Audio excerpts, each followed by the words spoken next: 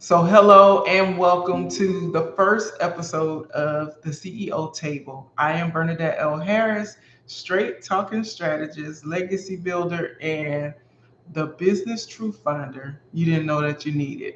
I am so glad that you are here. So, pull up a chair. And today at the table, we are going to talk about all things strategy, sanity, and legacy. So we're diving right in our first session, and we're going to talk about a topic that I believe every CEO needs, but many of them avoid it. And this is your financial safety net. So let's talk about what that is and how to do it. So I think that most small business owners don't build a financial safety net or don't think of it that way until there's a crisis. And usually, when we have a crisis, those are the things that will help us remember we don't want to experience this again. And so, I believe that those financial safety nets are the things that happen or are built after a crisis. And hopefully, that's not your story today. And if it is, then that's okay. We learn from it and we move on. But having a reserve is not just about having emergency funds. Having a financial safety net means that it allows you to buy yourself some time in a situation, or it allows you to very strategically go after your ideal client when you have that financial safety net. And so it gives you a less stressful um, it puts you in a less stressful position when you're operating your business. You're able to make better decisions. And I think that you even get better clients and you have better pricing when you have that financial safety net because you are not operating from a place of panic. Does that make sense? So one quote that I like to share when I'm coaching clients on building their financial safety net is to know that the safety net is not there to slow you down.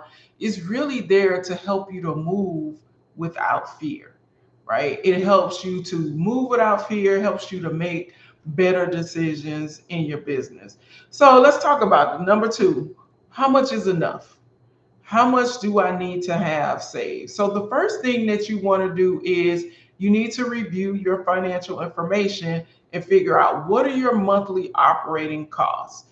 And honestly, as a business owner, I think that when you have that conversation with yourself or maybe with your accountant, when you're looking at your monthly operating costs, you want to think about what does it cost me to run my business on a monthly basis and what does it cost me to run my life on a monthly basis? Because let's just be real. The business is what's paying for your lifestyle. And so knowing that number will help you to figure out how much is enough. So, on a minimum, I always recommend that clients have at least 2 to 3 months of just basic expenses saved up. The goal is to have at least 6 months, but it takes a while to get to that. I recognize that. And this is really important when you have a business that is seasonal or if you have a business that is on a contract basis where you're constantly having to win contracts or get new clients and things like that. And so if you have a seasonal business, then your minimum is going to be 6 months. Okay. So this is what I like to tell people is when you are figuring this out, and we're going to talk in the next step, we'll talk about how to build that. But when you're figuring out what that amount is, the thing that you want to do is you got to create a new account. So you can't set aside this money in your operating account. I recommend setting up a savings account, maybe even a savings account at a different bank. So for me, I have a savings account at one bank and my checking account is at another bank. And so the transfers to the savings account is not as easily accessible. And then give your account a name. And I want you to, if you come up with a nice name for your account, drop it in the comments or in the chat. But you want to give your account a name, and I don't want you to call it your emergency fund. I want you to call it something like my peace of mind fund, right? This is the account, this is the money that I have set aside that gives me peace of mind when things go awry. Or this is the account that gives me peace of mind when I decide that I want to shift or pivot in my business. Or maybe it is your space to pivot account. I'm very, very interested in some names that you may come up with for your account. So definitely drop them in the comments. What are you calling your account? But we're not calling it an emergency fund. It's going to be something that is affirming, something that is positive. Okay. So the last tip that I want to share with you is how to build this safety net. How do you build this peace of mind fund, this space to pivot account? Start small, right? It might be something like $100 a week or 10% from every deposit, whatever fits and whatever feels comfortable for you. Now, I'm not saying that make it so easy that you don't recognize it, that you don't feel it. But again, you want to start small. The thing is, you want to create a habit of sending money to that special account on a consistent basis. If it's every Monday, I make a transfer to my peace of mind fund. Or every Wednesday, I review my accounts and I take 10% of my deposits from last week and put them in my space to pivot fund. So you want to start small, you want to be consistent, right? And start doing it.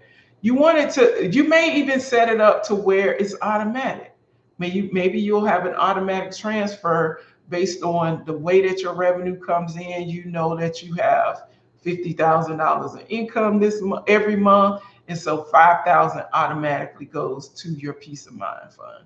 So that's another thing that you want to do. Another thing is when you're looking at your monthly expenses, look at ways that you can reduce maybe some of your subscription costs. Sometimes we have duplicate of subscriptions.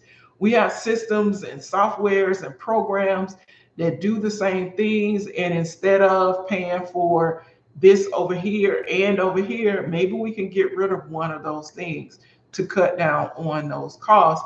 And whatever that savings is, route that savings to your peace of mind account. Um, you might even think of creating a low effort offer, like, a small offer, and route all the proceeds from that offer to your peace of mind account. These are just some ways that you can build that financial safety net for your business so that you are not scrambling, right? So I want to give you a question to think about, and then I'm going to jump over to the chat and see if anybody has any questions or comments in here. But I want you to think about this. Imagine what your business would be like if you had 3 months of expenses saved up. What decisions would you make? What would you do differently if you knew that you had that runway in your business? So I'm curious to see if there are anything in the chat, any questions, comments on that. Freedom Fund, I like that. Yes, yes, yes. To less stress. It is definitely less stressful when you have that financial state savings. Living my best life account. Okay, I like that. I like that. Anybody else have a name for their savings account? Because we're not calling it emergency funds, and we're not calling it a savings account, really, right? We want to give this a name. We want to give it a name so that we can and so that it is something that is empowering, affirming, that is positive. So yeah, I love it. I love it. I love it. Love it. So again, I want you to think about what your business decisions would look like if you have the cushion to be able to do those things.